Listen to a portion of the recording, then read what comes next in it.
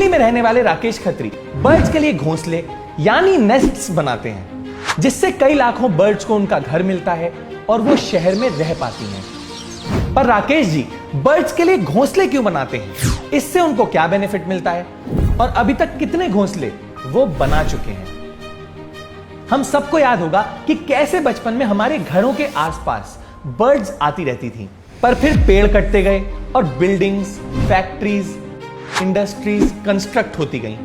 और क्योंकि बर्ड्स अपना घोंसला ज्यादातर पेड़ पे ही बनाती हैं, तो बर्ड्स सिटीज से विलेजेस की तरफ जाके बसने लगी। हम सब ने इस प्रॉब्लम को नोटिस किया, पर राकेश जी ने इस प्रॉब्लम को सिर्फ नोटिस ही नहीं किया, बल्कि इस प्रॉब्लम को सॉल्व करने की रिस्पॉन्सिबिलिटी उठाई। मेरा बचपन पुरानी दिल्ली की गलियों में बीता। मकानों के अंदर खूब झरोकेदार मकान होते थे, हवा के आने जाने के लिए छोटे छोटे रोशनदान भी होते थे, जिनसे अच्छे अच्छे बर्ड्स अंदर आके अपने घोंसले बनाया करते थे। पंखों के जो कोठर होते हैं उसमें और स्विच बोर्डों के अंदर घर बनाया करती थी। तो मेरे घर के बड़े बूढ़ों की पहली इंस्ट्रक्शन यही होती थी कि पंखा ज्यादा नहीं चलाओगे, अगर चिड़िया कट गई तो तुम्हारे कान काट दिए जाएंगे। और तब से ही राकेश जी ध्यान देने लगे कि उनकी वजह से किसी भी चिड़िया को कोई भी नुकसान ना पहुंचे। पर फिर जब राकेश जी पुरानी दिल्ली से अशोक विहार जाके शिफ्ट हो गए, तो उन्हें एक बहुत बड़ा चेंज एक्सेप्ट करना पड़ा। अशोक विहार में जहाँ हम पहुंचे तो हमने धीरे धीरे देखा डेवलपमेंट इतनी तेजी से शुरू हो गई थी, पेड़ कटते जा रहे हैं, मकान बनते चले जा रहे थे और चिड़िया दिखनी बिल्कुल बंद हो गई थी। मकानों में कोई भी ऐसी जगह नहीं होती थी जहाँ चिड़िया अपना घर बनाए। अब क्योंकि राकेश जी का जुड़ाव बचपन से ही चिड़ियाओं के साथ काफी था, तो उन्होंने डिसाइड किया कि वो बर्ड्स को वापस बुलाने के लिए खुद अपने हाथों से घोंसले बनाएंगे। तब तक साउथ से हरा नारियल पीने के लिए बहुत दिल्ली में आने लगा था और मैं जगह जगह देखता था कि ढेर लगे रहते थे, लोग पी के उसको फेंक जाते थे। तो एक दिन हमारे ग्रुप ने एक छोटा सा प्रोग्राम बनाया, हम 10-12 नारियल वहाँ से उठा के ले आए, उसके मुंह को थोड़ा सा बड़ा करा, उसके अंदर खूब सारे अखबार डाल दिए, उसके चारों तरफ एक फेविकोल की हल्की सी लेयर और आटे की लेई मिला के बनाई और उसके ऊपर कूलर की जो साइड की घास होती है वो चिपका दी, उसको सुतली से बांधा, उसके आगे एक दातुन का ऐसे डंडी सी लगा के और उसको हमने पेड़ के ऊपर टांग दिया।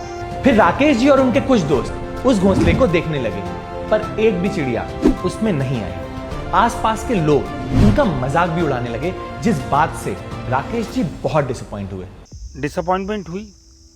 लोग कहते थे अरे भाई चिड़िया अपना घर खुद बनाती है, आपके बनाए हुए घर में क्यों आएगी। बड़ा बुरा लगता था, लेकिन मन में यह था कि नहीं, ये करना तो है। राकेश जी फेलियर से डरे नहीं और ना ही उन्होंने लोगों की बात सुन के अपना डिसीजन चेंज किया, बल्कि इस चीज ने उन्हें और मोटिवेट किया और वो सुबह से लेकर शाम तक इस प्रॉब्लम का सॉल्यूशन ढूंढने लगे। तो एक दिन मैंने एक चिक वाले को देखा जो चिक की पतली पतली डंडियों से चिक बना रहा था।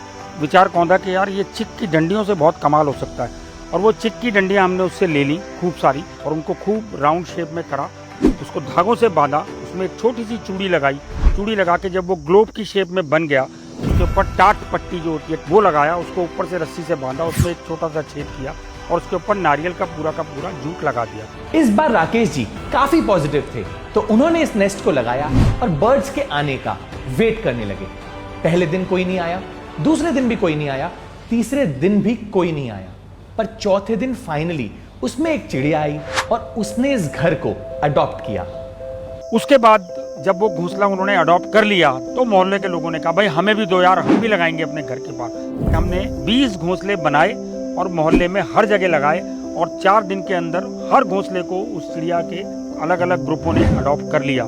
किसी को आशियाना देना, इससे बड़ी ब्लेसिंग जिंदगी में और किसी को नहीं मिल सकती जो मुझे मिली। राकेश जी ने सोचा कि वो घोंसला बनाने के इस काम को सिर्फ अपने तक ही नहीं रखेंगे, बल्कि और लोगों को इसके लिए ट्रेन करेंगे।